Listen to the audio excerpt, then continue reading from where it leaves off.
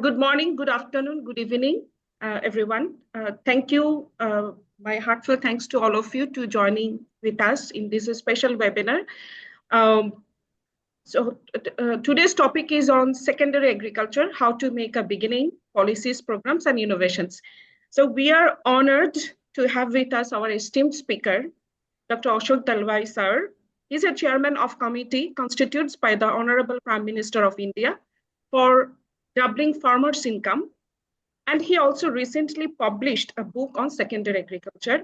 And congratulations, sir, for your book. Thank you. Now I request our Honorable Director General, Dr. P. Chandrasekhara, for welcome address. Sir, over to you. Thank you, Viren. Good morning to all of you.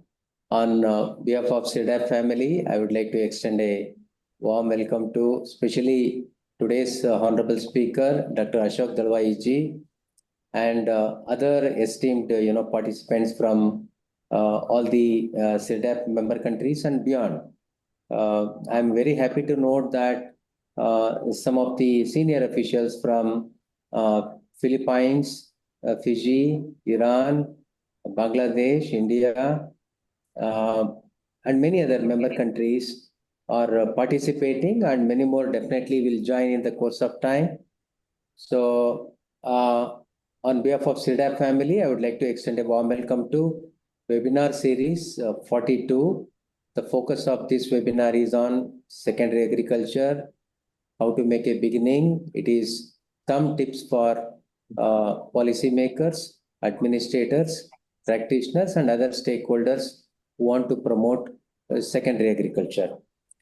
Basically, this webinar series is an effort by CIRDAP to take the rich experience and pragmatic ideas of outstanding professionals to the last mile rural development professional in member countries and beyond.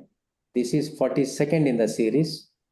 On an average, 2 webinars are organized every month. We are getting very good feedback from all our member countries. I will take 2 minutes to introduce today's honorable speaker. It's my privilege. I'm an ardent follower of the ideas promoted by Dr. Ashok Dalwai ji. We just try to implement wherever we go. Dr. Ashok Dalwai ji is member of a very prestigious Indian Administrative Service, 1984 batch. He belongs to Orissa cadre in Govt of India. Basically, he is a doctorate in agriculture economics. Then he joined Indian Administrative Service. As administrative officer, he involved in several developmental activities as a reformer, and also introduced several development models which are very popular in the subcontinent. So as a development administrator in a very remote tribal place called Kalahandi in Orissa state, he developed a 10-year sustainable development plan, which was later implemented very effectively and brought reformative changes in the lives of tribal people. So that model is very well known, and all through his profession, he kept on adding value to wherever he worked. For example, he was the first to introduce agriculture policy for the state of Orissa during 1997, and he was first to introduce textile policy for the state government of Karnataka during 2003. Of course, these policy initiatives were, very gently followed by other states and other countries also later. And after elevation, Dr. Ashok Dalwai ji joined the Ministry of Agriculture and Farmers Welfare, Government of India during 2010, initially additional secretary, then as special secretary. I think during that time, many changes, reforms he brought in the agriculture ministry. Just to quote very few, 2017, he was instrumental in introducing Model Agriculture Produce and Livestock Act, Management Act. So it was introduced during 2017, which served as a guideline for all the state governments and Government of India. And 2018, he was instrumental in introducing Model Contract Farming Act, and also he was instrumental in promoting that Grameen rural agriculture markets. Basically, if you want to develop agriculture markets in rural areas, how a model should look like and what kind of support we can give policy. I was fortunate to be part of all these discussion and enriched my profession. I am direct beneficiary of all your initiatives, sir. Later, Honorable Prime Minister of India constituted a committee for doubling farmers' income, and Dr. Ashok Dalwai ji was made chairman of that. It was a monumental work. Professor Moni is also here, and he was also part of this group. And I was privileged to be, a part of this group in a way, contributing a bit. And around 14 volumes of, lifetime work by involving thousands of professionals from all walks of the life. This document is very instrumental in guiding the development practitioners in different parts of the country and world for bringing changes in agriculture. So now, Professor Dalwai, later Professor Dalwai was also, headed National Rainfed Area Authority as a Chief Executive Officer, and now he is serving as Chairman of Karnataka Agriculture Price Commission. He is also chairing the Board of Governors of Institute of Socio-Economic Change. It is a think tank, a knowledge institution based at Bangalore, contributing for development of rural development and agriculture and many more areas. And for the information of all our esteemed participants, very recently, Dr. Dalwai published a book on secondary agriculture, upscaling agriculture for jobs and income. A very interesting book. It's available online. I request you to go through that. Probably that will help a lot for bringing some of the changes in wherever you are working. With this brief introduction, he was also given, apart from his hard-earned doctorate, again for lifetime achievements are considered, and University of Agriculture Sciences, Dharwad, conferred him honorary doctorate.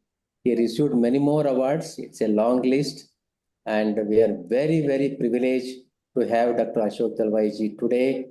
Sir, over to you. We are eager to listen to you. Thank you, Dr. Chandrasekhar.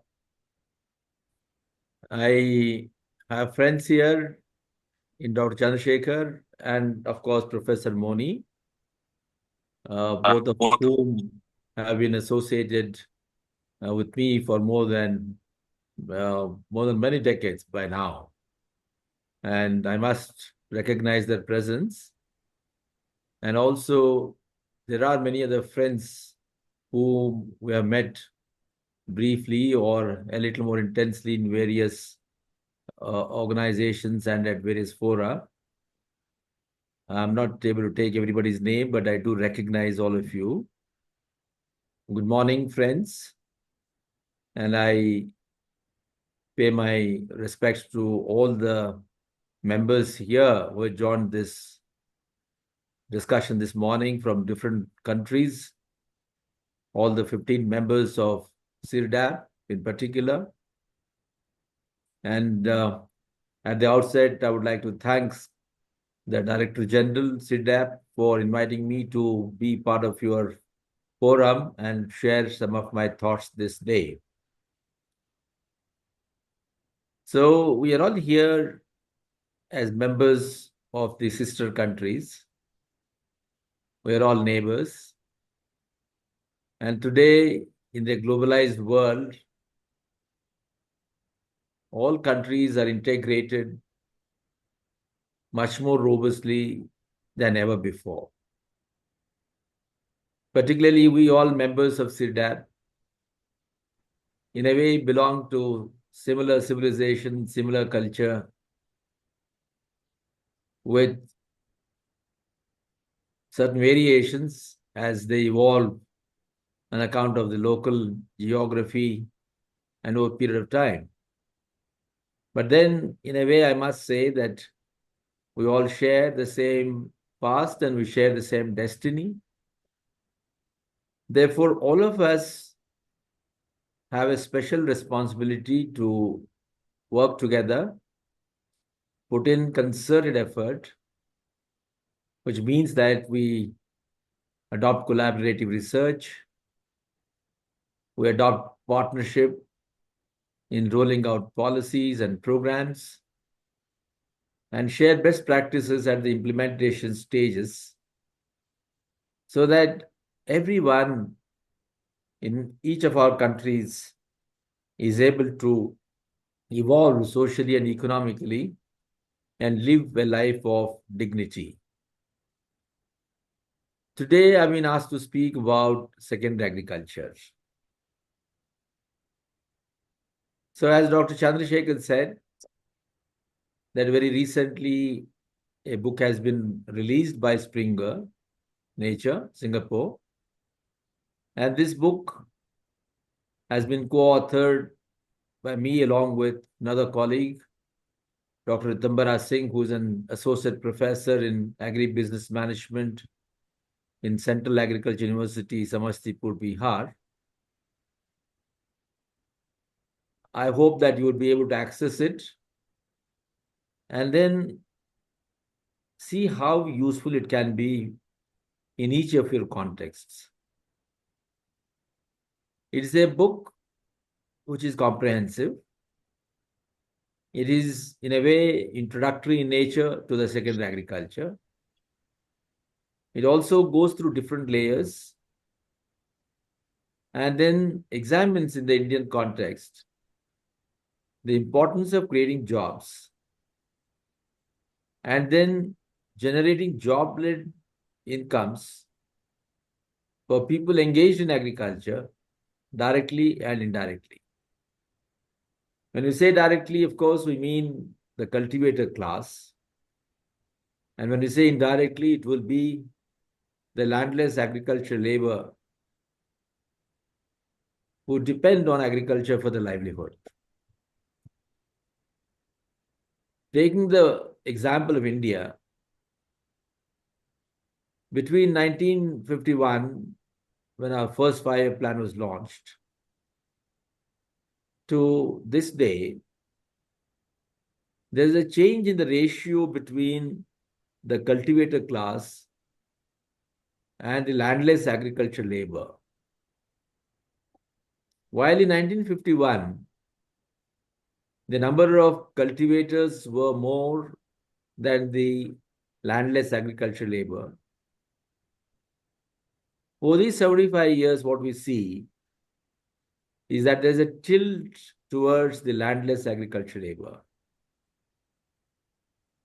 As per 2011 census, which was the last census that we have had, we had 140 million number of landless agricultural labor and 120 million number of cultivator class.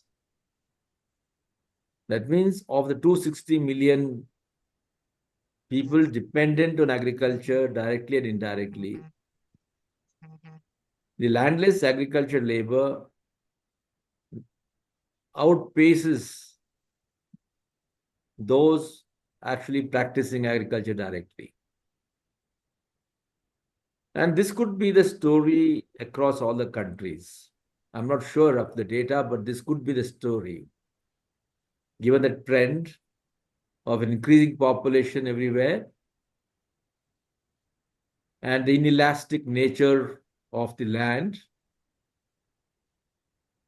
which implies that given the non-availability of extra land to be shared with the people, the landless agricultural labor is bound to increase in number. So our book examines all this, looks at the working population, and juxtaposes it with the jobs that are being created in the secondary and tertiary sectors of the economy. One thing that all of us across the members here should remember, that there is a lot of difference between the 21st century vis-a-vis the 19th and the 20th centuries.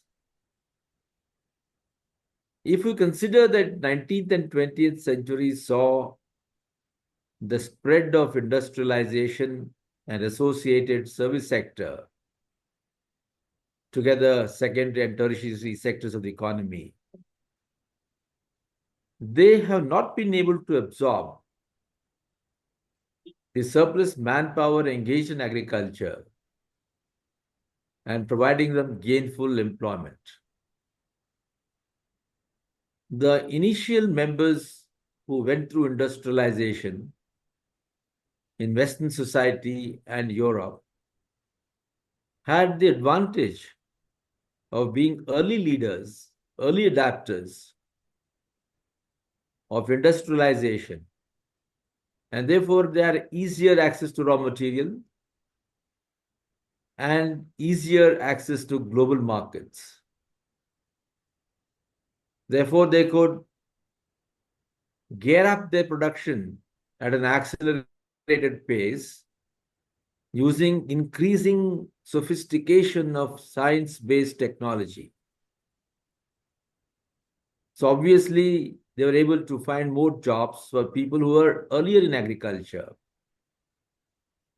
And that's how the people engaged in agriculture in those countries kept reducing. And more people came to be absorbed in secondary and tertiary sectors of the economy.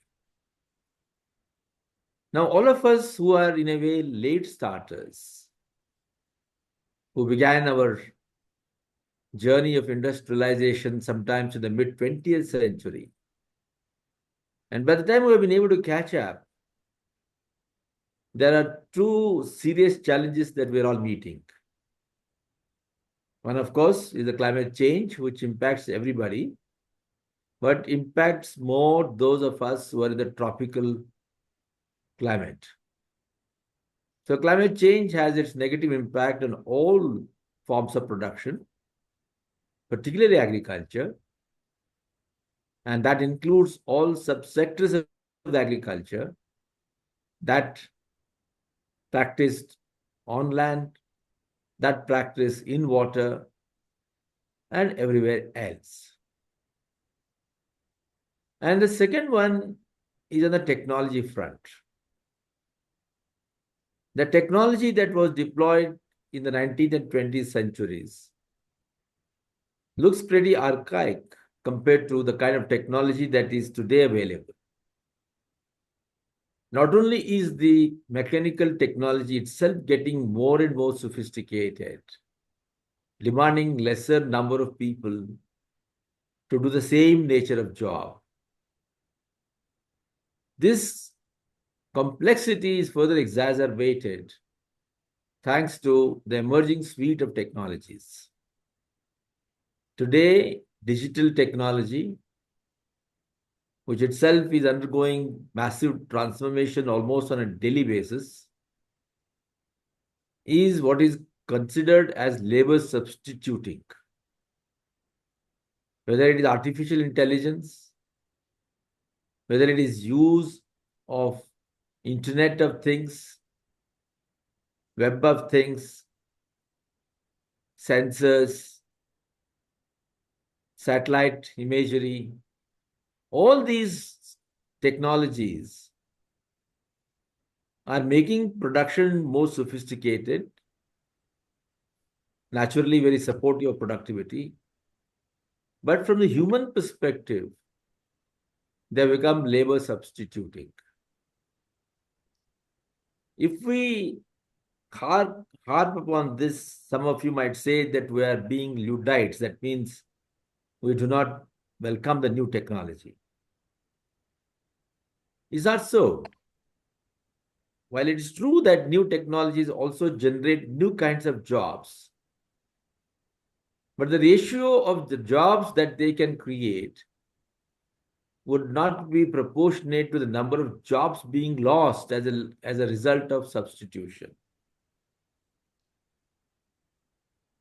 So in short, in those countries where the number of people engaged in agriculture continues to be very high,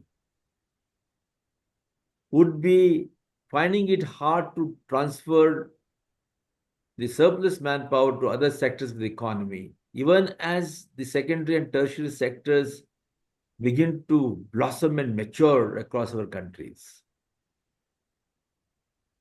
To illustrate once again from the example of India, while 64 to 69% of our total population is considered as working population, that means of the 142 crore population that we have today in India, the age group between 15 and 64 considered as working population would be as high as 65 to 69%. Now, this is a very huge number. Working population naturally demands jobs. Of this working population, the population dependent on agriculture for livelihood is as high as 45.4%. As a profession, agriculture accounts for the highest number of people in the working population dependent on it for livelihood. We were at around 80% at the time of independence. If you compare with that, naturally, the number of people dependent on agriculture has come down. But if you take in terms of absolute number, while we were just about 320 million in 1947, and today at 1420 million in 2024-25, 45% of this is a huge number. And if we are not able to transfer more and more people from agriculture to non-agriculture sector, obviously there'll be a default professional choice, which means that people have no option but to continue in agriculture. And that results into disguised unemployment and underemployment. Underemployment and disguised unemployment both are antithetical to income generation, human resource productivity, and therefore the dignity of the human beings. So I would stop here with this introduction with the emphasis that we in our countries are challenged by the demand for gainful employment. And mostly we will have to find that in agriculture sector in the 21st century. If we want to find employment in agriculture, the simple answer would be that how do we increase the volume of business such that more and more people are able to find jobs? The conventional approach to agriculture will say that if we want to increase the number of jobs, we need to increase the volume of production, whether in the crop segment or in the horticulture and plantation segments, or in the dairy, livestock, fisheries, and aquaculture segments. As we try to increase the volume of output, the only option left to all of us is to increase productivity. That means higher yields per unit of land, per unit of cattle, per unit of water, Because all these natural resources, land, water, air, they're all inelastic. There's very little scope for us to increase the area under agriculture, for example. After all, a scientific land use planning demands that we should not be having more than 33% of our geographical land under agriculture, so that at least 33% were able to allocate for forestry, and the remaining 33% we use for all other requirements like habitations, infrastructure, industries, so on and so forth. But then you are aware that as I said, climate change, which is a new challenge, is impinging upon the natural resources.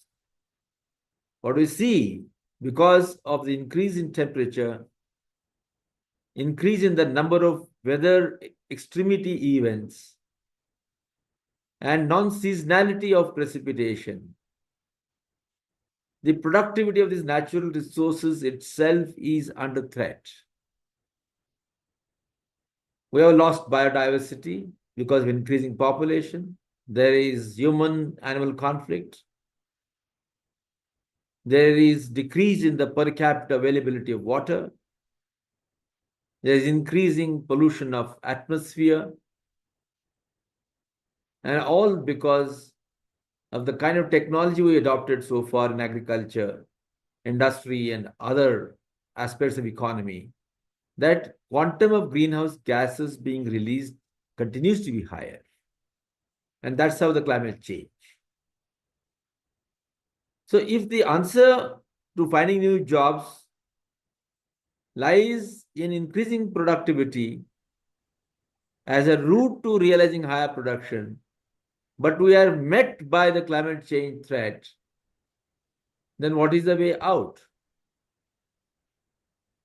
The way out, of course, is to adopt sustainable technologies. That means to negotiate the impact of climate change, we go in for mitigation measures and also adaptation measures. But then mitigation and adaptation measures, which address climate change vis-a-vis the production segments of the agriculture, are required, but they're not sufficient. We also need to take care of the post-production aspects of agriculture, which too are a real cause of greenhouse gas emission. As per the FAO data, across the world, and more particularly in African and Asian countries, as high as 35 to 40% of the agriculture produce is lost as a result of absence of agri-logistics. That includes storage facilities, processing facilities, and transportation facilities. So if we are producing but are not able to consume it in a healthy manner, and we are losing it, not only is it a loss of the natural resources that were utilized to produce this agricultural output, but we also are charging our atmosphere because decomposition leads to greenhouse gas emission.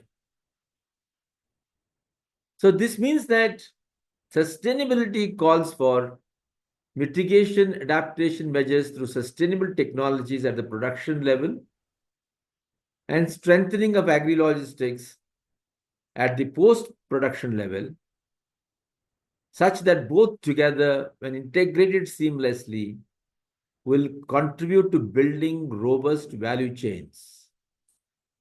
Today, the world is asking for healthy value chains, integrated value chains. So, series of value chains add up to a healthy supply chain.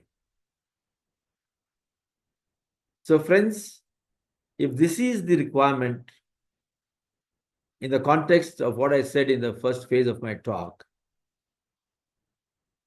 the third phase of the emphasis that I would like to draw your attention to would be that sustainability does not mean only ecological aspects.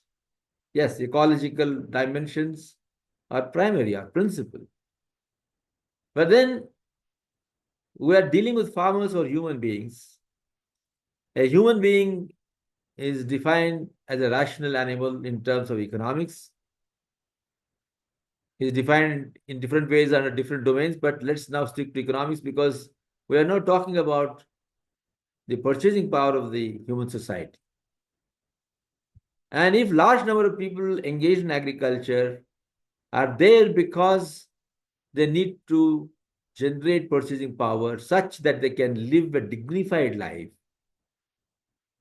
then obviously sustainability of agriculture will be predicated upon two aspects, ecology and economics, or ecology and economy.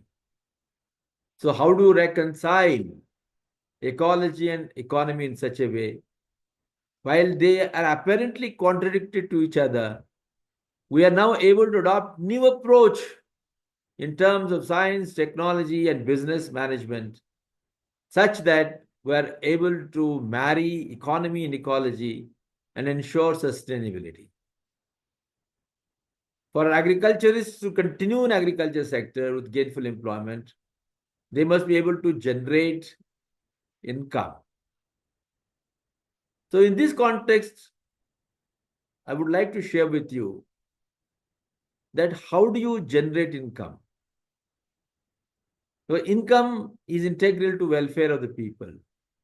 We're all talking about welfare of the people, of every professional class, including that of agriculture.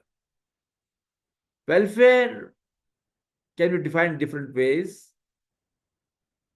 For lack of time, I will not go into all that.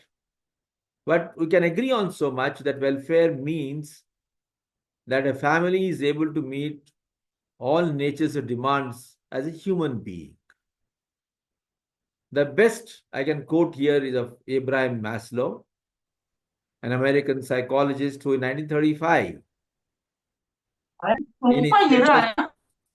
in his famous need hierarchy theory, said that there are basically 5 demands of a human being, starting with physiological demand, where he demands security of food and other physiological demands, biological demands. Then he is asking for a sense of security. Then he's asking for affection, care, concern, compassion. And then fourth is asking for recognition, achievement. And fifth one, of course, is self-actualization. So in all our countries, we wish our families are able to meet all these 5 demands. That they go from physiological demand up to the self-actualization stage. Self-actualization is the stage where the human being, human family has been able to meet all its requirements, is now having enough surpluses, and is able to practice what it loves to do. Simple, it wants to paint, he should be able to paint. He wants to travel, he should be able to travel. He wants to read, he should be able to read. This is possible only when the family is assured of welfare. That is the minimum definition of welfare. Now, we can achieve this welfare by 2 ways. One is that we can ask our governments to keep transferring a minimum income into the bank accounts of everybody so that they're able to meet. But then please think yourselves, introspect. Are we all happy as human beings if we're sitting lazy in our homes and the government is transferring money to us? We are obviously losing our dignity. Man does not like to be going around with a begging bowl. Initially, it may look all right, but over a period of time, he realizes, oh, it does not satisfy my ego. This is not something that I've earned. Therefore, in the long run, according to me, welfare is a function of job-led growth, job-led incomes. And this is how all classical economists like Keynes talked about, that we need to find jobs so that jobs create income. Incomes take care of the welfare. So friends, this brings me to secondary agriculture. I've taken some time to put the context so that you know why secondary agriculture is required. You're all highly informed, highly knowledgeable, well experienced, well exposed, and therefore your minds are bound to be rational and analytical. Therefore, I thought that let me share this broader context and then tell you what is the inevitability of secondary agriculture vis-a-vis the climate change challenges, vis-a-vis the challenges of speed of technologies that are labor substituting, vis-a-vis the need for generating gainful employment, and vis-a-vis the need for generating incomes that are imparting sufficiency and dignity to the human being. Now, so far, the world has normally practiced agriculture since the beginning of our civilizations, or even pre-civilization times, when man began to settle from hunter-gatherer to a settled agriculture and a settled civilization. For the last 12,000 years, by and large, we have practiced agriculture with focus on primary agriculture. That means production using biological systems, whether it is photosynthesis within the crop segment, metabolism and physiological approaches in the animal world and fishery world. But the focus has been on primary agriculture. We till the land, we use our cattle ponds, water bodies to generate food. And food has been a basic requirement. But alongside that, there have also been examples which civilization has passed through, using raw materials produced in agriculture to generate non-agriculture output. Textile is the best example. It was cotton or jute grown as an agriculture produce that was subjected to processing to produce manufactured textiles for different purposes. So agro-industries have been, in a way, the second step to the primary agriculture that began 12,000 years ago. So a large number of people were engaged in agro-industries. Agro-industries I bring forth to you because they illustrate the example of a secondary agriculture. They illustrated the example of a secondary agriculture. So what is that new thing that I want to share with you about secondary agriculture now? Please remember that since our primary focus has been on primary agriculture, that means using the natural systems of production, we have paid greater attention to the primary produce, that is a grain, for example, fruits, vegetables, roots, tubers, meat, milk, and so on and so forth. And we have not cared so much for the co-produce, straw, stems, the biomass, the bones, viscera, the hair. All of them are integral to the production system. Our psychology has been such that we think that co-produce is primary produce. It alone has got value. And therefore, our entire research system in agriculture has focused on how to increase the yield of grains, for example, yield of fruits and vegetables. In fact, ever since the adoption of Green Revolution technology in the 1950s, unlike pre-1950 era, the science has tilted more towards the primary produce to the neglect of the secondary produce. The newly architected paddy and wheat plants, for example, which were dwarf in varieties, biomass system reduced, increase in the panicle size, the earhead size, for example, illustrates that man thought that we need more of grains, more of primary produce and less of the secondary produce, which was a selfish interest because we thought of human beings and not others, animals, for example. And even when we produce biomass, we have failed to utilize that to the extent that we should be utilizing it. Over the last 40 years in particular, 30 years more surely, with decreasing population of the livestock, increasing intensity of the farm machinery, the biomass is coming to be utilized less and less. Earlier, at least, we used the biomass as feed, fodder. Today, we are not even caring for that. So secondary agriculture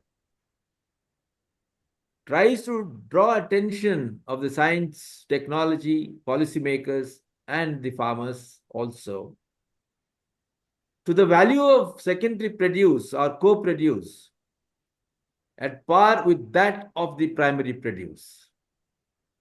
So in simple language, if we are growing sorghum, the biomass and the roots are as important as the earhead.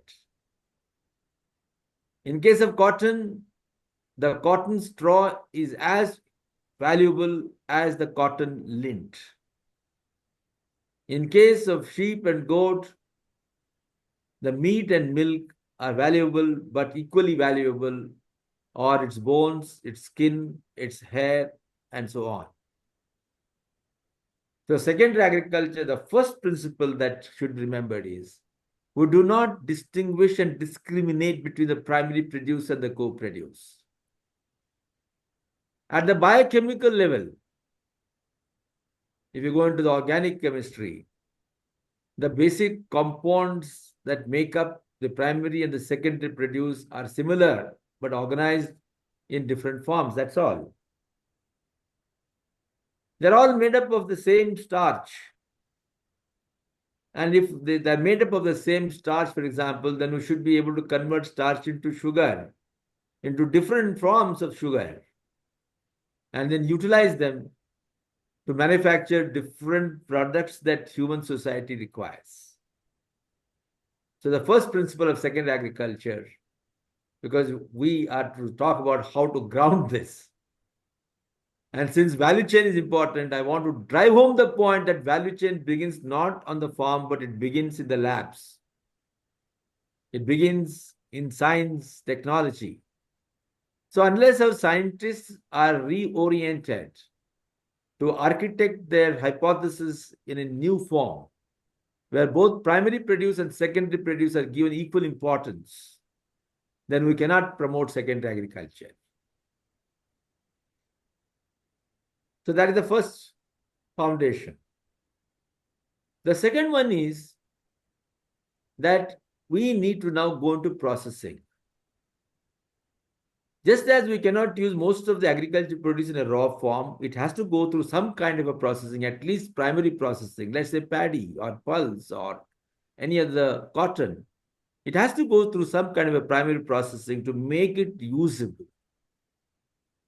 So in case of co-produce, the processing would be required of a higher order because we are now going to use them mostly through physico-chemical transformation. Cotton, lint, to be made into a textile fabric. So likewise, so what it means is, if we are now to enter into processing as another prerequisite to promote secondary agriculture, we need new science and technology into processing. Take the case of milk. Milk is a living organism, living produce after it is harvested, but it cannot live more than 4 hours. We need to freeze it, chill it. So every agri-produce after it is harvested continues to have some life, but it has got a limited shelf life, and therefore it needs to be processed to elongate its shelf life. And as we do this processing for that purpose, we are generating jobs. So generation of jobs becomes integral to processing. So agriculture processing is integral to secondary agriculture. But then I would like you to open up your mind and remember that processing alone does not constitute secondary agriculture. So the simple definition and description is that agriculture is a function of primary agriculture and secondary agriculture. Primary agriculture is dependent on the biological processes. Secondary agriculture takes off from the point of harvest to the point of its consumption in different forms. It can be consumed as a food. It can be consumed as a non-food. When I say consumed, that means it goes through industrial process. So today, using the processing technology, we are now capable of using both primary produce and secondary produce to generate bioproducts, which include biocommodities like construction material, composites, for example, bioenzymes. Today, enzymes are all dependent on chemical processes, but we can have biologically led, bioresource-led enzymes. We can enter into biofuel segment. Today, all our fuels come from fossil resources, which is another reason for greenhouse gas emission.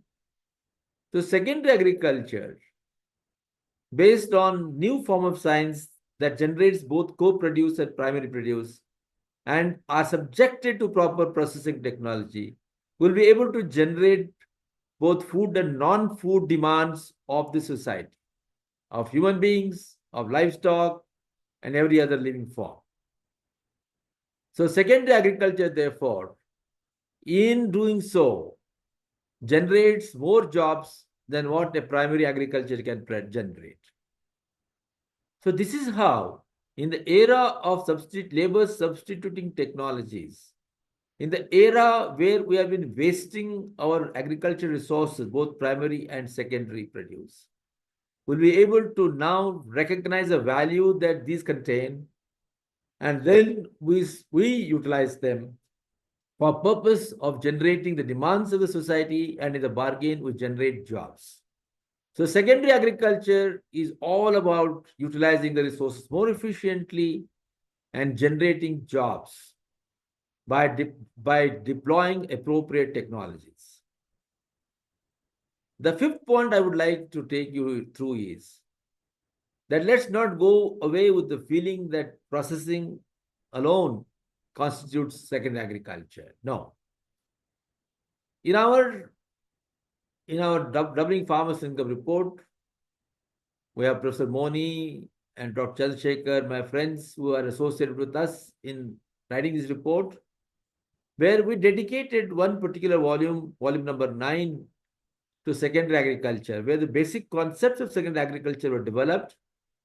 And from there, the book that we have written now.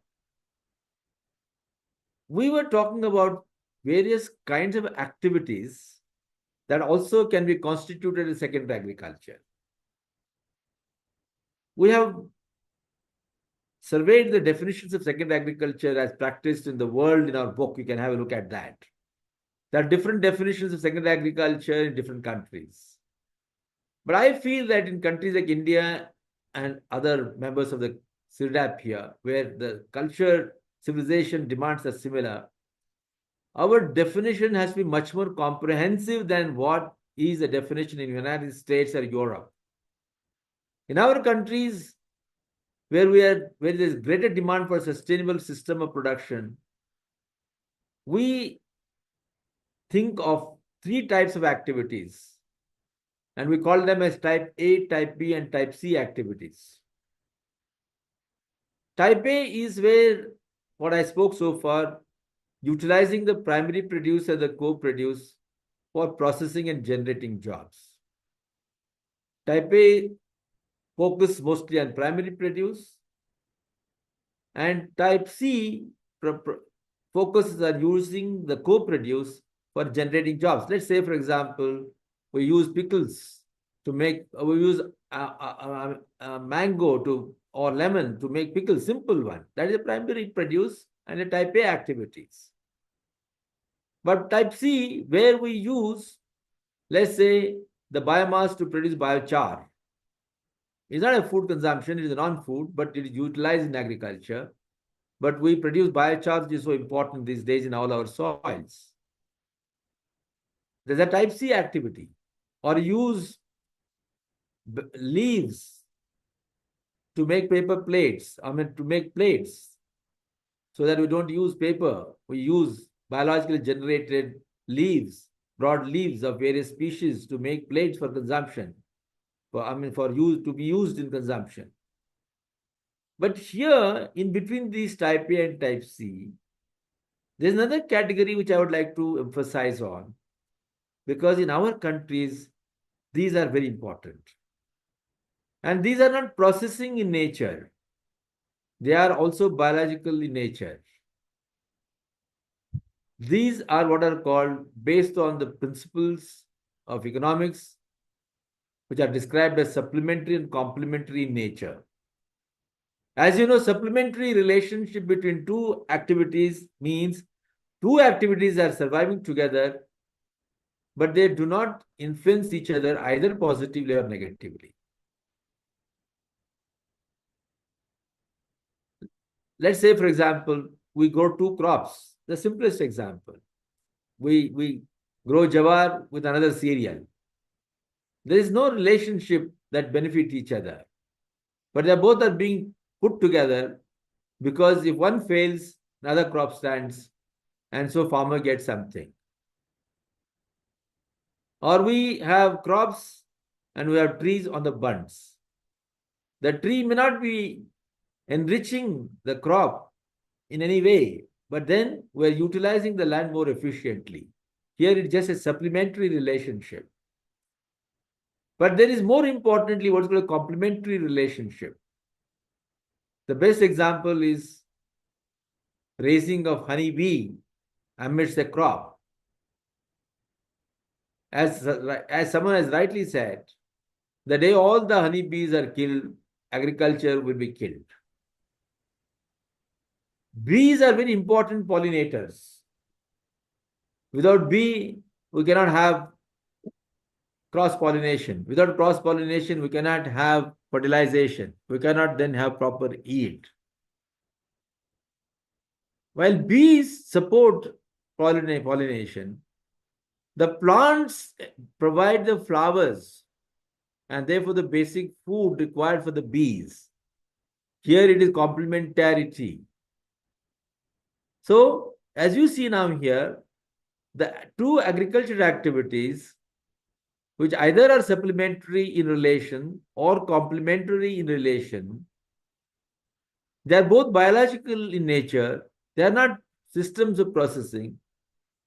But these activities are generally not included in most of the Western definitions of secondary agriculture. In our own country, in India, for example, various science bodies do not include this as secondary agriculture. I have personally had very intense arguments with some of the senior scientists of our country regarding expanding the definition of secondary agriculture.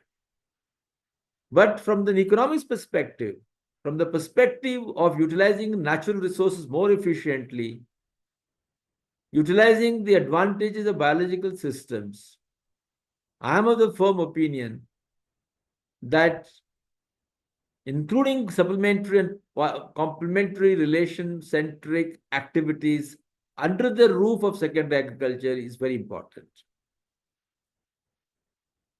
In our country, we had a National Commission on Agriculture set up in 1970, which submitted its report in 1976. There, they calculated the number of bee colonies required in India, and it ran into millions. And they said that if this requirement is met, we should be able to generate millions of jobs for the youth of the country.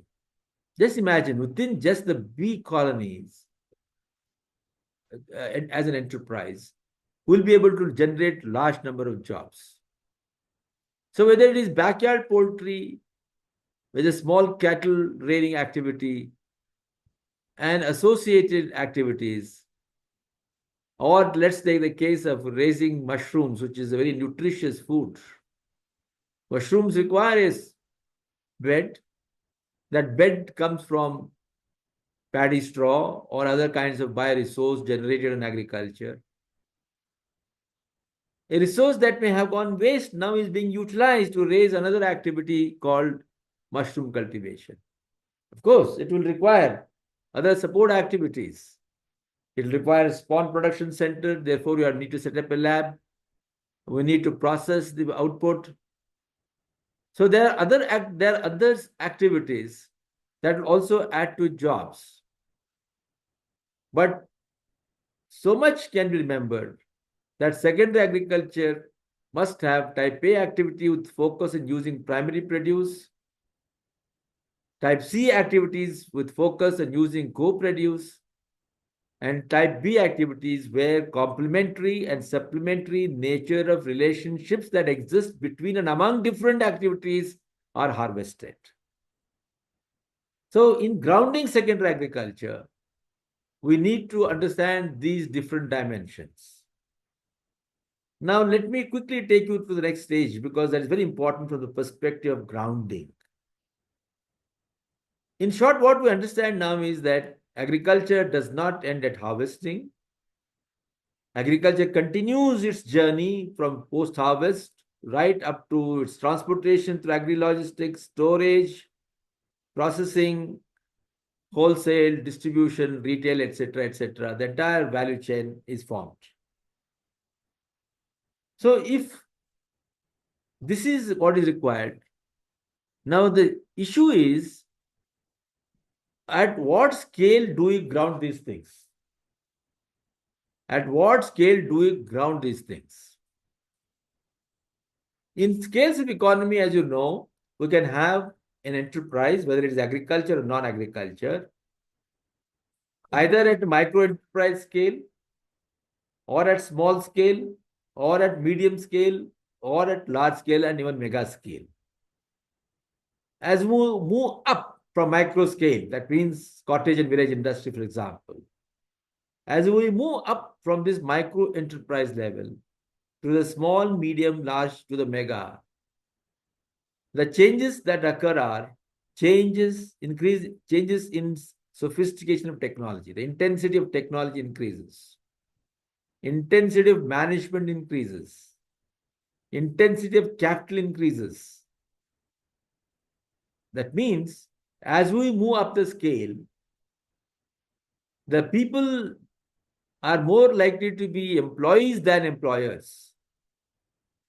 Because at a higher level of scale of efficiency, sophistication, is only those with access to technology, capital, factors of production, management, who are capable of organizing these things, and therefore they become employers. And the common man, the landless agricultural labor, the small and marginal farmer, or even the large farmer cannot become an employer. So you need to remember what is the context in which we are trying to promote secondary agriculture.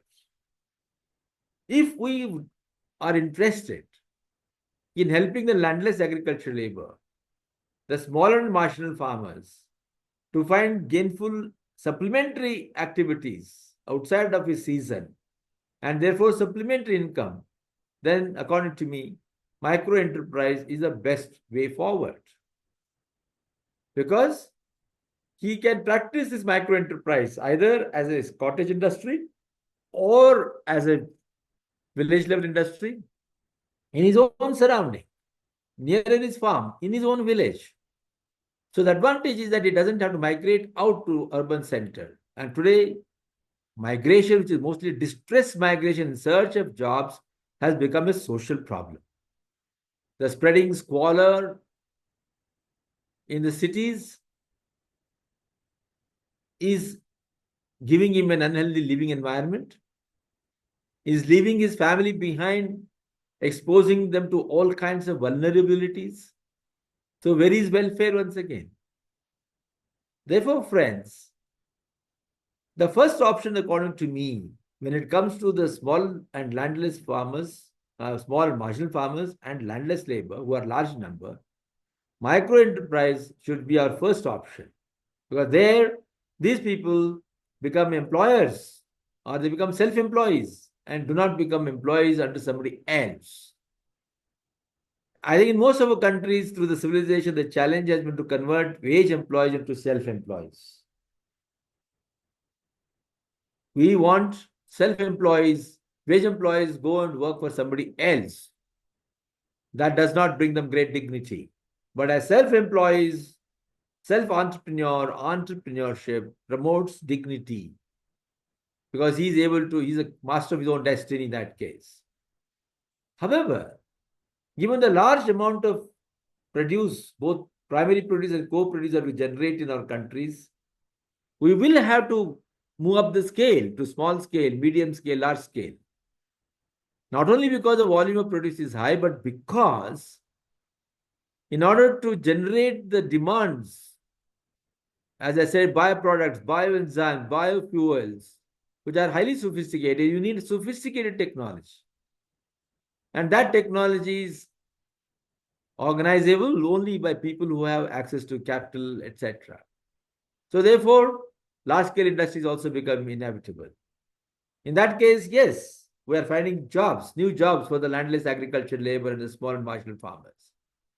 We need to skill them to become skilled employees. We need to offer them new knowledge to become managers.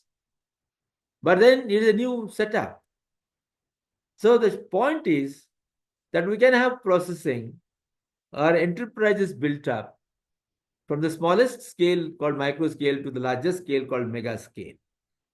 And we have to prepare our people to become employable, to become self-employees, to become entrepreneurs, as the case may be. And for that purpose, we need training, orientation, customized training, incubation facilities, and generation of appropriate technology, so on and so forth. So, but bear it in mind that we can have scales of economy as depending upon the requirement.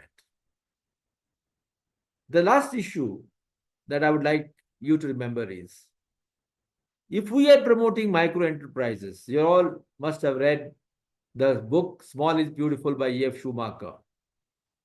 E.F. Schumacher wrote this book, Small is Beautiful, in 1972. And then he followed it up with another book called Small is Feasible. That means while small is beautiful, he also said small is feasible. Now, Small is Beautiful is based on the influence that he had from people like Gautam Buddha, Mahatma Gandhi, who are all talking about sustainable approach to life. The first question that E.F. Schumacher asks in his book, Small is Beautiful, is, has man solved the problem of production? We all think in the modern world that because we've got new technology, we have science, etc., to support us, we know how to produce. But then, now we know, the way we have produced, we have created greenhouse gases. The way we have produced, we are exhausting our fossil resources built over millions of years. So where have we solved the problem of production? The problem of production persists in new form today. And we have been producing in concentrated form, more and more people are becoming jobless. In fact, the artificial intelligence, for example, even the managing director of International Monetary Fund said last year that as many as 300 million jobs are likely to be lost in the world on account of artificial intelligence. The impact of artificial intelligence and different natures of jobs will vary. Its impact, for example, on highly sophisticated jobs like accounting, finance, leadership may not be as much as on the impact they will have on repetitive nature of jobs. That means people at the lower end may be losing jobs more than those people at the higher end. So, while capitalism is already causing a challenge of one kind of challenge, now technology-centric capitalism is going to cause greater problems for the poorer people. The all repetitive nature of jobs which today the labor is doing will be taken over by machines. So, under this context, how do you think that the micro enterprises and small scale enterprise that we are talking about as answers to the challenges of jobs be sustained? So now in our book, we have dealt this in one particular chapter, saying that we need a new value chain approach to secondary agriculture, where a value chain must take into account both extension as well as marketing. Extension, because extension is what is integral to transferring technology to our farmers. That will now include secondary agriculture technology also. And marketing, because we'll be producing for what purpose? To sell, to make money. In fact, Dr. Kurian, the father of white revolution in India, when he took over the dairy sector at Anand in Gujarat, the first question he asked his officers was, if my farmers produce more milk, will you be able to sell it in the market? They all thought it was a stupid question, but they didn't realize that he was asking a very relevant question, because he was now going to focus on producing more milk. If more milk is produced, where is the market? Supply and demand, after all, start interacting. And second question he asked was, if my farmers produce better quality of milk, will you be able to get him better prices? After all, when you want to produce better quality of milk, then you are spending more on feed, fodder, management, etc. Cost of production is increasing. And if the farmer does not get more remunerative price, why should he be producing that better quality milk?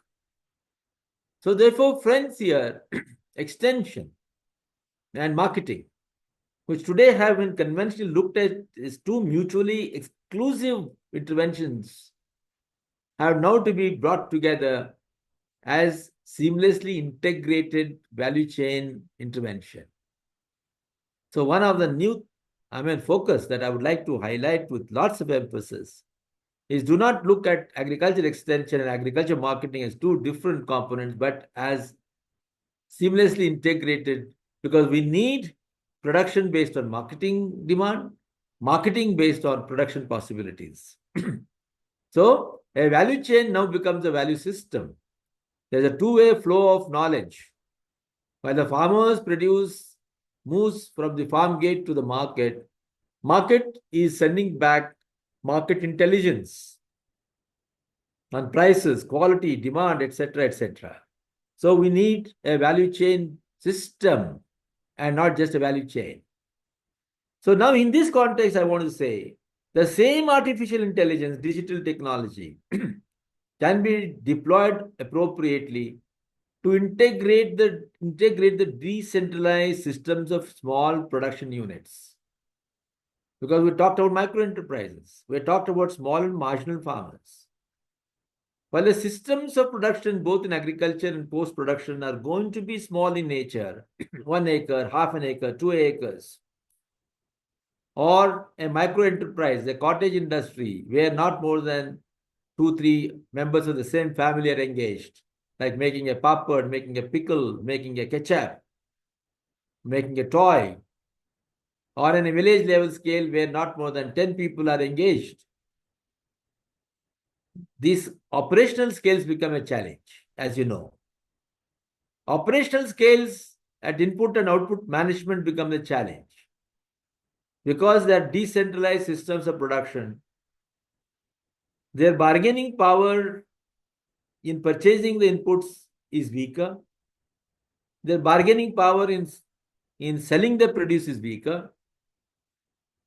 So how do we now strengthen their bargaining power? And that's where the new digital technology becomes a great help.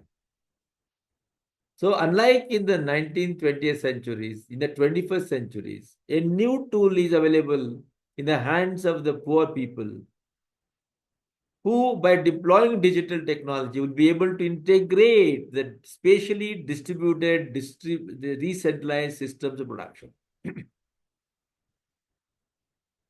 Just like farmer producers organization, we'll have enterprise producers organization.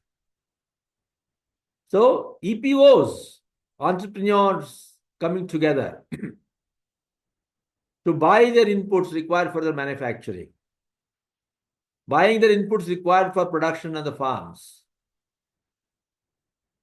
building, aggregating the produce to sell together, building storage systems together, building transportation systems together, building market intelligence systems together.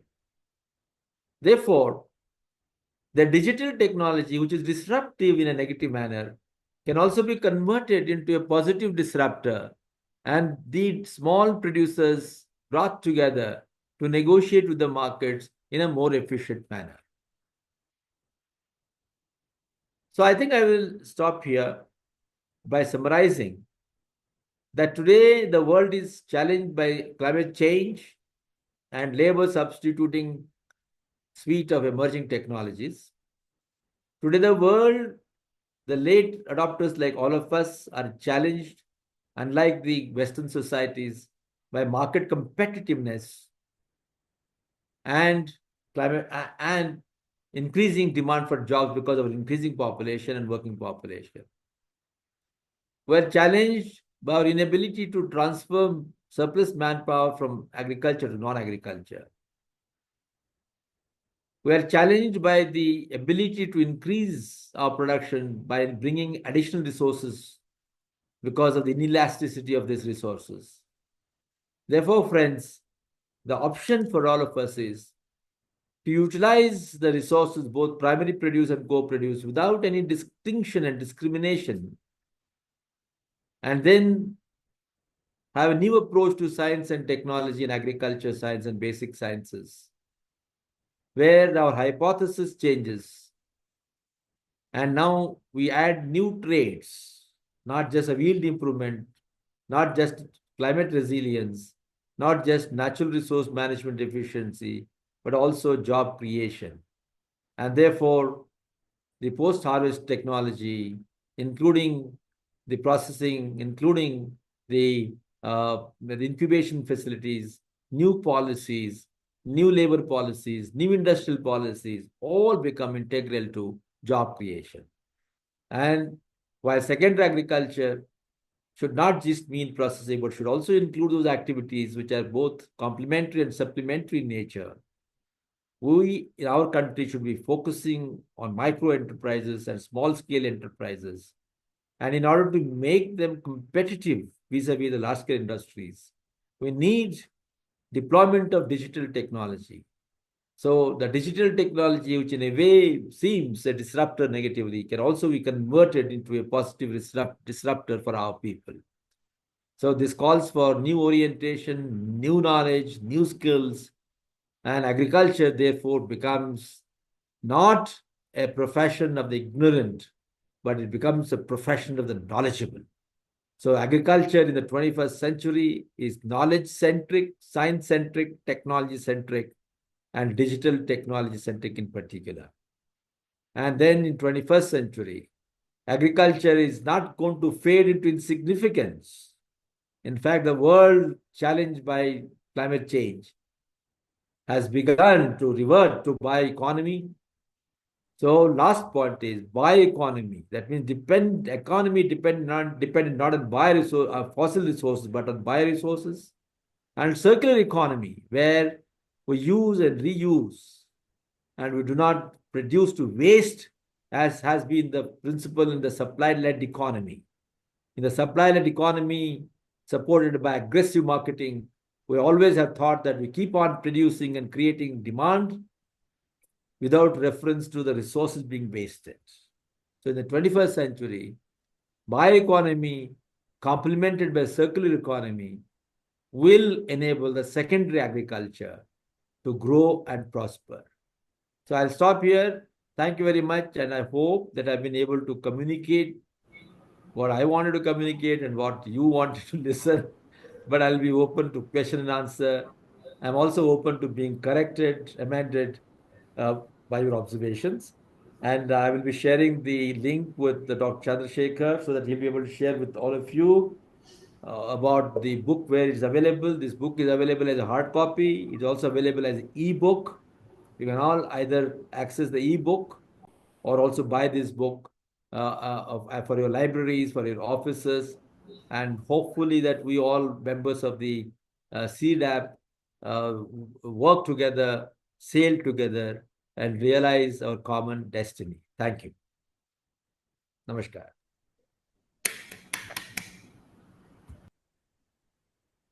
Thank you, Dalwai sir, for wonderful sharing of your thoughts with this esteemed audience. Thank you for adding new dimension to primary agriculture, ultimately which finds answers to some of the basic questions we are searching answers in rural development, such as job creation or income generation among rural population. And it is also an answer to climate change, interestingly. So it is open for discussion. If any questions, clarifications, suggestions, most welcome.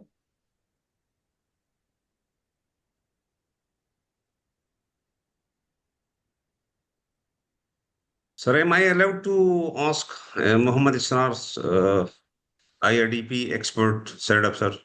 Yeah, Please, please go ahead. Welcome, please. Yeah. Thank you, sir.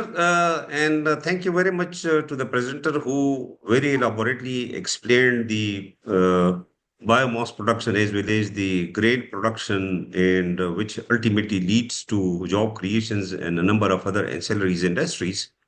But my question is that how you can correlate the biomass production along with yield production to the climate change challenges, because if we are not going to take into consideration the climate challenges, how the researchers are and breeders are supposed to evolve the new varieties which will be having both the characters of biomass excess production as well as the grain production. Thank you.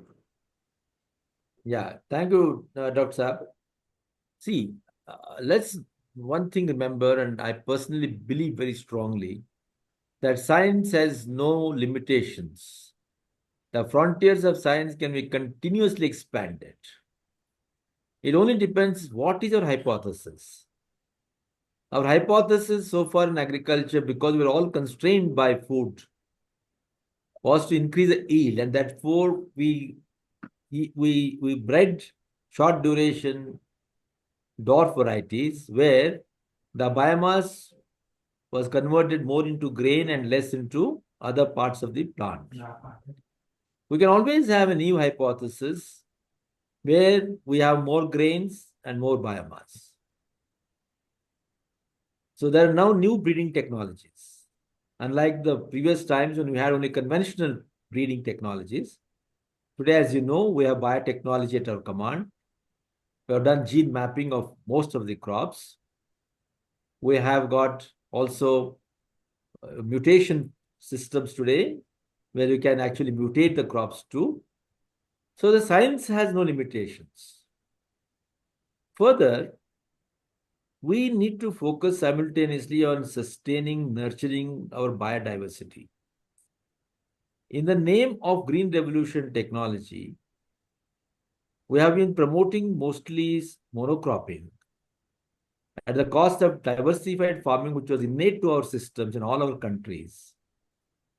And because of continuous expansion of area and agriculture, habitation, infrastructure, we have lost a lot of forest land too. We have lost canopy cover. So in result, the land races, the wild races, most of them have been lost. It is now time for us to start compiling, collating, and conserving in situ conservation, through in situ conservation, the land races and the wild races, so that we have rich gene bank, germplasm bank for new hybridization.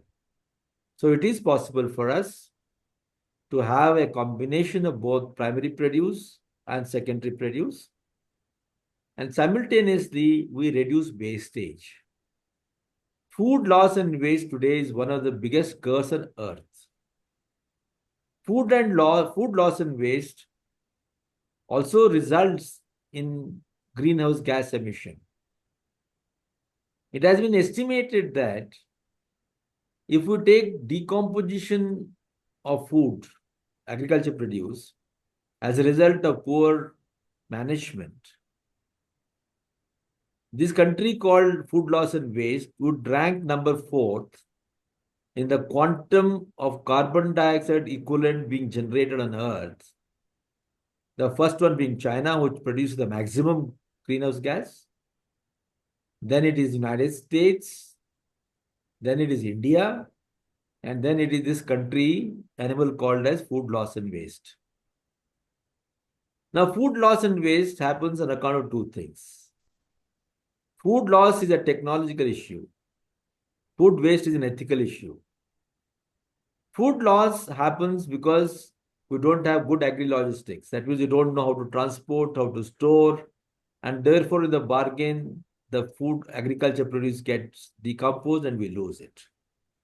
And that is mostly in non-Western societies, Africa, Asia, in all our countries where our infrastructure is still not as good as it should be. But another component is food waste, which is an ethical issue. In most of our countries, we have a lot of respect for food. We don't waste it. But in Western societies, you tend to see a lot of wastage. So, both food loss, a technological issue, food waste, an ethical issue, need to be addressed so that agriculture produce that is being wasted today is minimized. Okay? And in short, we can have new systems of science, new systems of technology, new research methodologies, where our new demand today is climate change, climate resilience, climate smart agriculture, and equally co-produce and secondary produce, its processability, several things. Just a new science. Therefore, I said value chain for secondary agriculture begins in science. It begins on the research farms. It begins in the laboratories and not just on the farms. Thank you. Yes, sir. Thank you, sir. Yeah. Thank you, Mamaji. So 3 more hands are raised. First, you can ask one by one. First, Dr. Shabal, sir, you can ask. Yeah, also. Okay, I will come one by one. Yeah, Shabal, sir, yeah, you can proceed. Yes. Can you hear me? Yes, you are audible, sir. Yeah, you are audible. Yeah, you are audible, sir. You can ask question. Okay. So, yeah, actually, I don't have question. I wanted to first let me just thank the honorable speaker. Really, I enjoyed by his comments, by his speaks. For myself, I came across to know that, you know, before I thought that there is only one value chain of the food crops. Just we used to call it F2F, means farm to fork. But today I understood that we have to note the other value chains of the agricultural crops, which brings up more job generation, where our speaker correctly focused on this, because of, you know, this nowadays, due to the high-tech and modern technology, we are losing a lot of jobs. Mr. Hussain, because there are mostly new because machines, of network issue, robots you're not audible are to us. coming. You can, I think network bandwidth is low. Hello. Yeah, now you are audible. Yes, please. Can you hear me, Dr. Chandra? Yeah, Okay. you're audible So now. You're audible now. I was telling that just I wanted to, Okay, okay. So just I was telling that because of the new and modern technology and high-tech machines, and the new robots are coming, so the many employees are losing their jobs. So then this, I really thank the honorable speaker to focus on the generation of the jobs, specifically for the rural areas, which based on the agriculture, secondary agriculture, I think.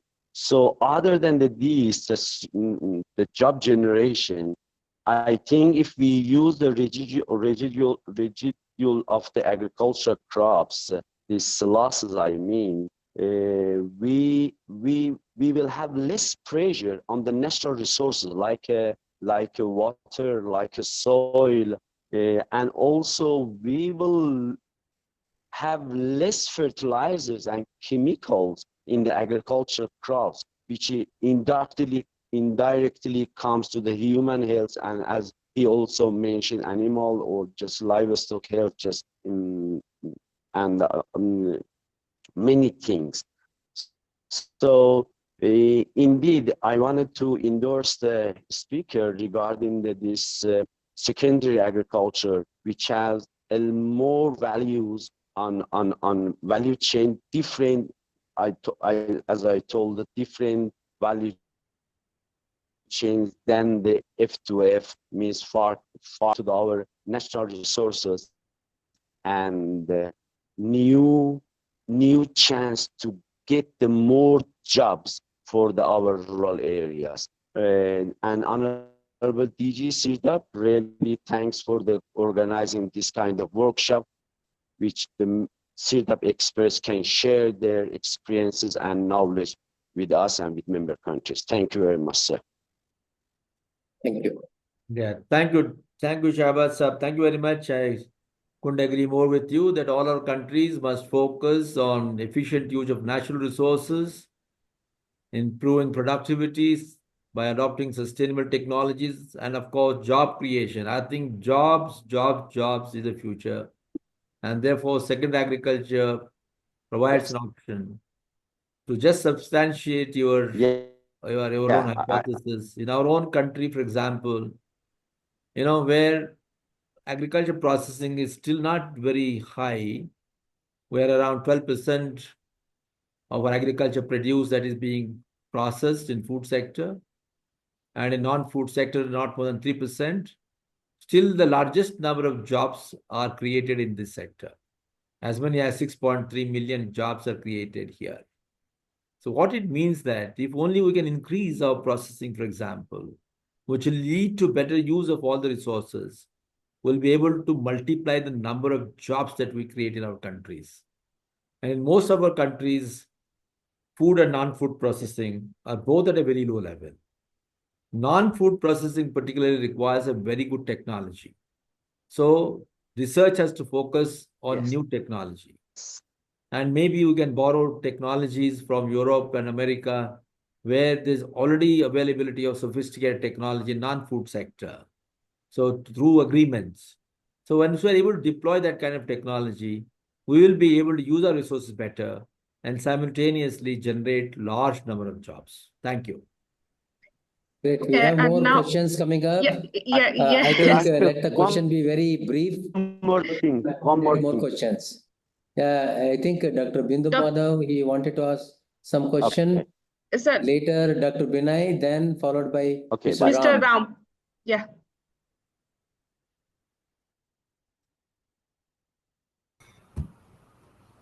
Good morning, sir. Yeah, Bindu Madhav here. It's always special to hear Dr. Dalwai. He talks are so comprehensive that he covers all the aspects that there's very less chance for the audience to have any clarification. That's always good to hear, Dr. Dalwai. Sir, I'm always a great fan of you from the agriculture point of view. Secondary agriculture, I read a little on that, the book you recently, published. I have a couple of questions here, sir. Earlier, I was with the CRISAT World Vegetable Center. Now, I'm with Manipal Center as heading the Agri-Business and Agri-Initiative. Thanks for covering a lot on primary and secondary agriculture. Sir, the point here is I just want to know, this value-added agriculture is a part of the secondary agriculture, as we learned during our agriculture, the post-harvest and processing, and also the value-added agriculture is a part of the secondary agriculture, where we need to have a clear the marketing linkages and after the post-harvest and how to get it to the processing the segment of it. That is one. You give an example of milk is the best because I worked on vegetables because very perishable and how to get into the market and also the processing is a part of vegetable. Also, we need to treat like milk. That is one. The second one is I wanted to know more on that. The biomass energy production, green energy production, like for example Napier grass or bamboo, where we can have a lot of option to use non-agriculture area and make a more biomass that get into the bioenergy or green energy that also give additional income to the farmers and they can depend on that also. Can you throw some light on that? Biomass energy is also part of secondary agriculture that can generate income to the farmers. Thank you, sir. Yeah, thank you, Dr. Bindu, for your kind words as always. I couldn't agree more with you that yes, value addition, there's little difference between a value chain and a value addition. See, what we do when you say value chain, we're only trying to capture more and more value on the same produce. That means we, for example, sell our produce in the village, we capture a certain value. That's the simplest value chain. Then an exporter comes and says, I'll pick up your commodities and sell them outside. We're extending the value chain. Now we're able to capture greater value because there may be more demand outside. So when value addition, you are basically talking about processing. The sophistication of technology will enable you to capture, add more and more value and capture more and more value. We have given a few illustrations in our book also. Now let us take the case of algae. And now agar. Agar is produced from seaweed. Seaweed is generated on the ocean beds. If you sell seaweed, suppose seaweed gets you X value. If you now process seaweed into agar, you will be able to increase the value by 10 times. From agar, if you go up, further technology of processing is called agarose. There you are improving the value by 40 times. And from agarose, you go further up the value chain and make it what is called saccharose. It runs into thousands of times. So same seaweed, based on the deployment of a technology called processing and the nature of technology that we're deploying, will be able to convert that into more and more sophisticated commodities required in the society. Something that is used in pharmaceuticals, something that is used in cosmetics, something that is used in textiles. So depending upon the demand and the ability to meet that demand through supply, we'll be able to add value and capture greater value. So now, our countries, whether India, Bangladesh, Fiji, all of us have very huge coastline. Pakistan, all of us have got very huge coastline. Are we using this coastline, for example, to grow more of seaweeds? In India, now we have started focusing on that. But we still are importing seaweeds from Spain, a small country, which only means that we have not looked at our potentials, our production potentials. So it's very important that we look at our production potential and grow that which will meet the requirement. The second question of yours was, which means that what you're basically saying is go beyond the farms. Fully agree with you. After all, today, natural resource management does not mean only taking care of the farms. Natural resource management calls for what is called a watershed approach. It calls for catchment area approach, where in a catchment area, we are looking at rich to value treatment and treatment of all nature of resources, forests, pasture lands, water bodies, common lands, fringe forests, farmlands, etc. After all, it's an organic linkage.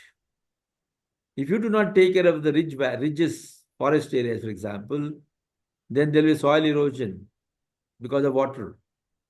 So it means that rich to value treatment becomes essential, and therefore the watershed, the catchment area approach. And as we do this, we're adding to the canopy cover, we're adding to the biodiversity, we're adding to the water, we're adding to the soil enrichment. So the output of natural resources increases. So secondary agriculture does not depend only on the farmlands. Secondary agriculture depends on all bioresources. Bioresources of all nature, grown in the soil, on the soil, in the air, in the water, on the water, and so on and so forth. So wherever we have got natural resources, make use of it. Forestry, farmlands, pasture lands, water bodies are all suppliers of bioresources. We have to increase the quantum of bioresources. If we want to substitute fossil resources by bioresources, obviously we need more bioresource. And we need more research. We need not produce, biofuel only from sugarcane by what is called as, the molasses or B-heavy sugar or, sugar itself. We can produce that from maize, from sorghum, from sugarcane, from various kinds of grasses. All kinds of resources are capable of being subjected to processing. But their nature may vary and therefore need research. All right. So in short, bioeconomy means meeting all kinds of demands which so far fossil resources have been meeting. And then secondary agriculture means using the resources, bioresources generated everywhere. In our own country, in India, for example, while our food grain production is around 325 million tons, the biomass from this is as high as 856 million tons. We are wasting that while focusing on 325 million tons of food grains. So everywhere, you need to analyze the quantum of bioresources being generated in your countries. How much of it is co-produced, how much it is primary produced, and then it is the value, for example, calorific value of different produce, nutrient value of different produce, right? So once you do this analysis, you will know how we can ground secondary agriculture and at what scale. Is it at micro scale or at large scale? That depends upon your demands.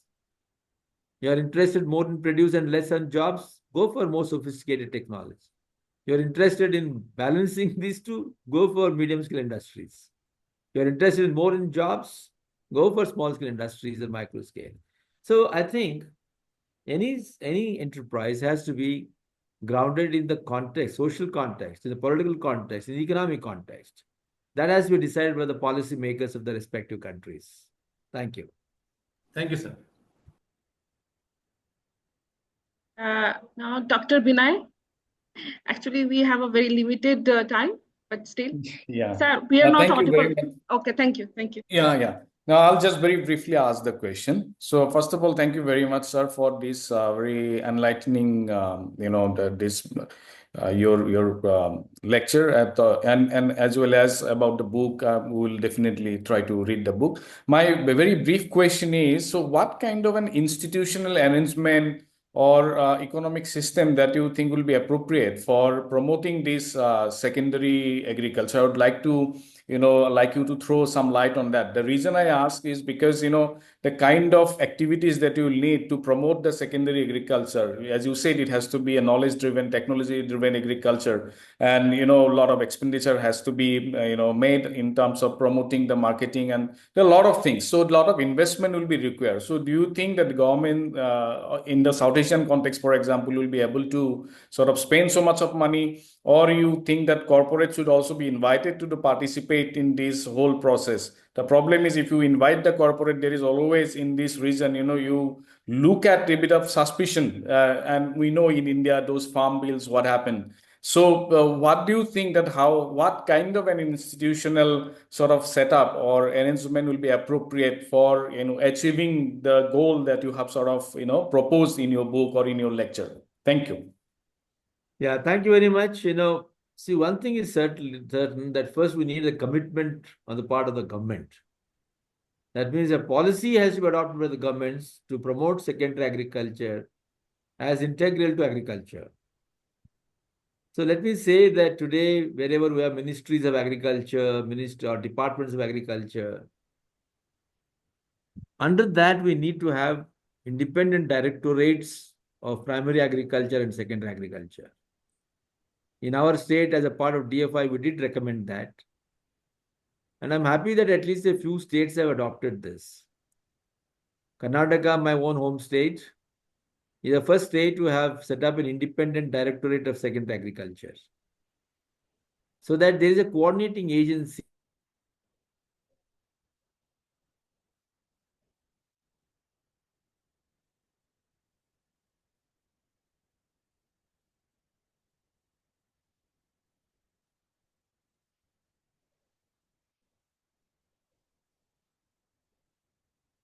Sir, are you there? We are not able to hear you, sir. Ashok, sir? Or maybe network issue. Yeah, I guess. That's it. Yeah.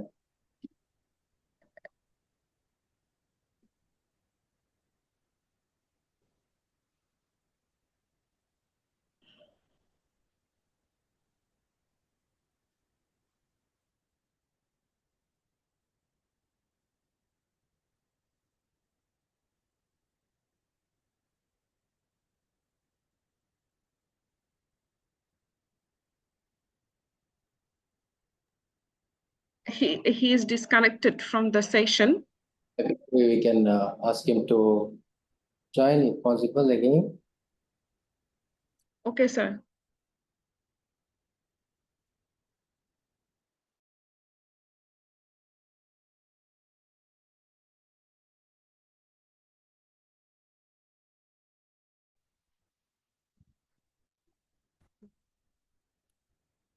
Okay, sorry, I had lost my connectivity.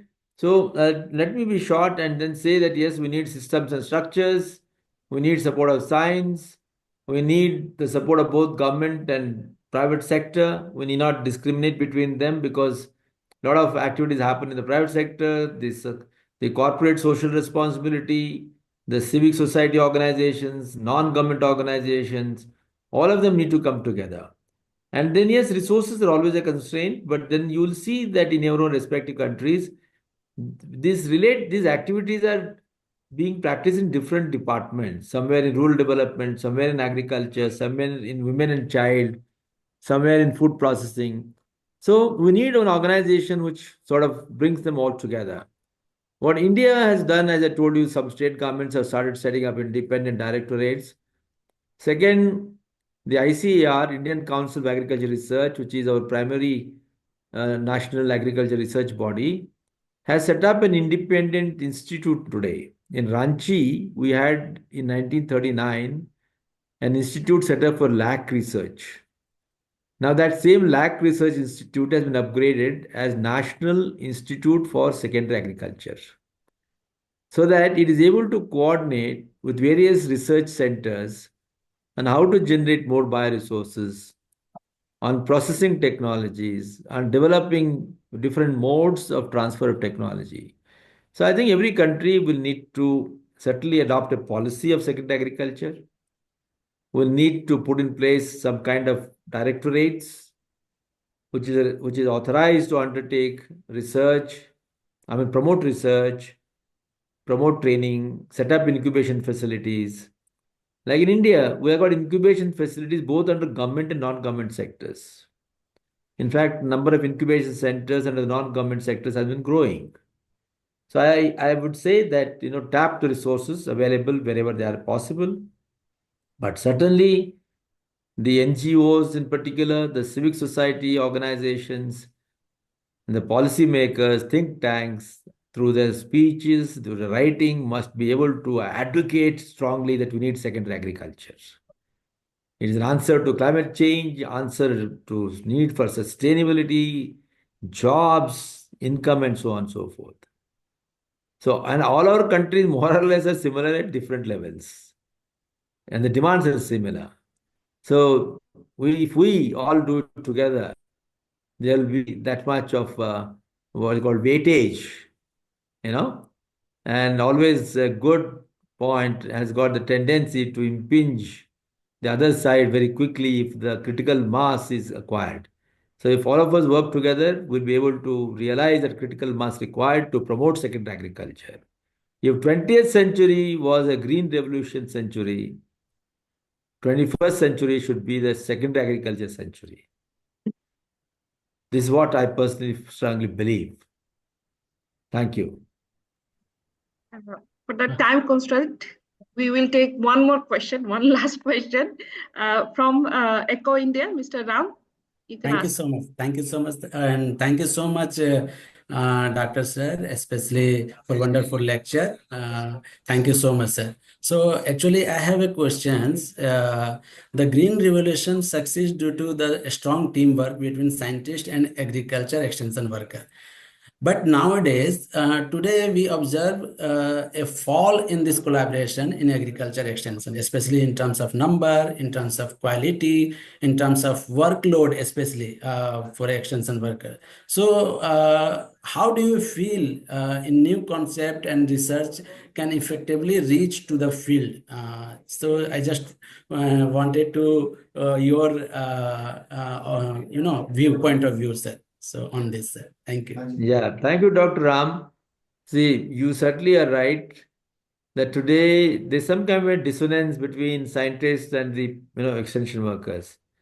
Green revolution everywhere succeeded because of the coordination among three principal agencies: scientists, then the policies of the government, and the farmers.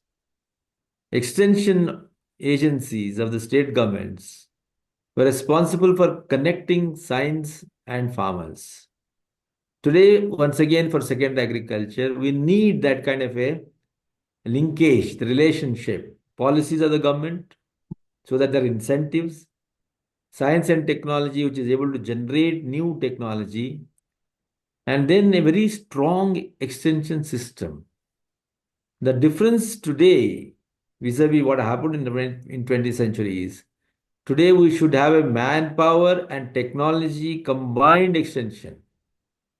Well, manpower is a very costly instrument. And today there are many aspects of extension which can be more effectively communicated using digital technology. Any information that we just need to share, digital technology can do better. Where we need to demonstrate, digital technology can help, whether through videos or through various other teaching virtual platforms. And then manpower-based extension will be necessary, where we need to have close interactive interaction with individuals, with groups, etc. So I think we need to very intelligently and optimally blend these two, so that both cost and real-time transfer of technology are taken care of. But at the fundamental level, we cannot have without the partnership of these three. So government, just as it had a very, very clear commitment to green revolution, when food was a secure concern, today job is a concern. And governments must have equal commitment to providing jobs as they had to providing food. So I think that's where the importance of opinion makers, thinkers will arise, because they need to drive home this point that job is as important as food. In fact, job is a route to food plus non-food. Okay? So we all need to do that thing. Okay? Thank you. Thank you so much, sir. Thank you. Now I invite our Director General, sir, to conclude the session, sir. Thank you, Ren. Okay. Yeah. Originally, this webinar was scheduled for 1 hour.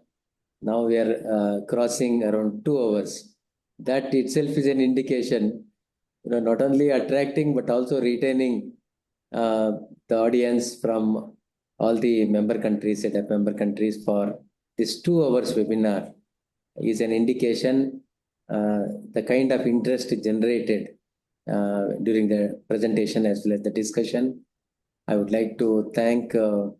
Ashok Dalwai ji for your valuable time and for making a very interesting and practical sharing ideas with the audience. I just make 1 or 2 observations, probably maybe useful for our CIRDAP member countries also to take it forward. Number one, research study says that farmers are busy in primary agriculture for 187 days. There is scope for introducing secondary agriculture by creating jobs in rest another half year, which are available in the hands of farmers. Sons and daughters of farmers can also get jobs in the same rural areas, that too in secondary agriculture, and they can also generate a lot of income.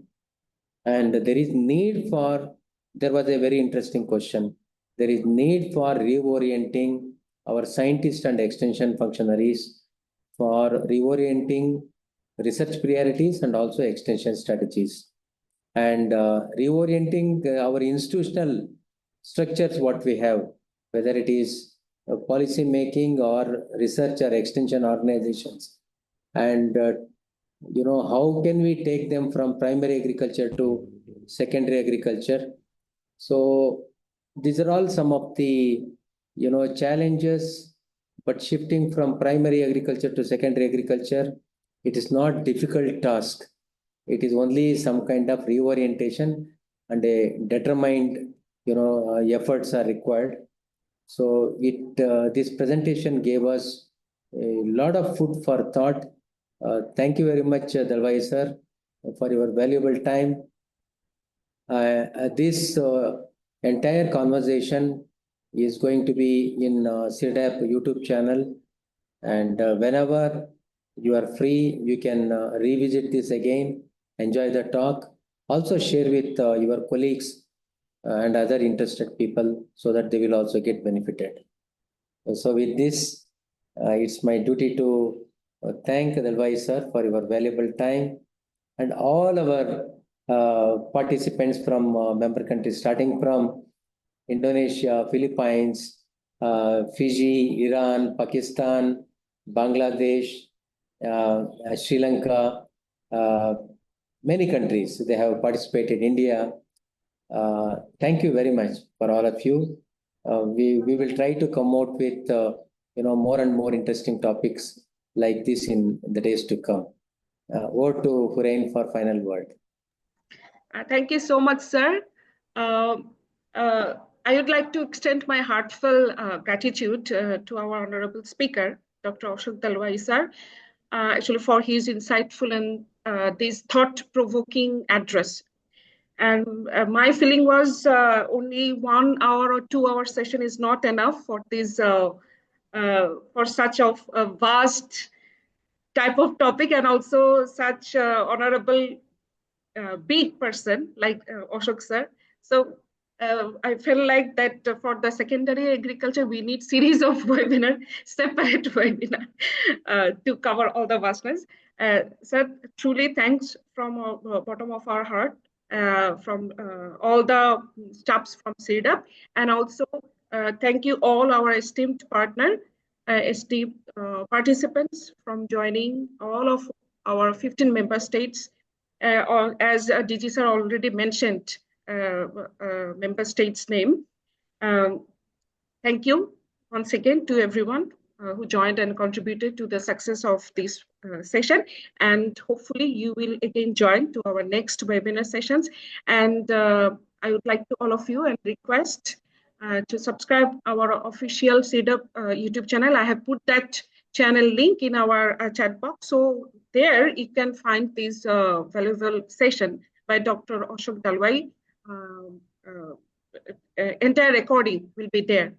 So thank you, and good day. And Uren, just I Yes, would sir. like to add one more thing. Yes, sir. The details of the book, the link will also be placed in the YouTube channel. After Okay. listening, if somebody want to buy that, probably sir. it can take them to that, Yeah. the source. Thank you. Yes, sir. Thank you. Thank you all for Thank joining. you all. Thank you. Have a Thank good you, sir. Yeah. Thank you, sir. Thank you, Ashok, sir. Sir, you are Thank not you, everybody. audible. Thank You are you not very much. audible, sir. Thank you Bye-bye. very much, sir. Sir, please can you unmute. You are Thank not you. audible, sir. Dalwai, sir, you are not audible. Sorry, Please sorry. I unmute. think good. Thank you, Uren and Dr. Chandra and everybody else for giving me this wonderful opportunity to connect with all of you, with all the members of the 15 countries, and we're all together. Thank you so much. It was really nice of you to have been very patient, and thank you for your kind words. I'm honored and I'm humbled, and it shall be a pleasure and privilege to be connected with you in future too. Good day to everybody. Thank you very much. Thank you, sir. Thank you. Thank you. Bye.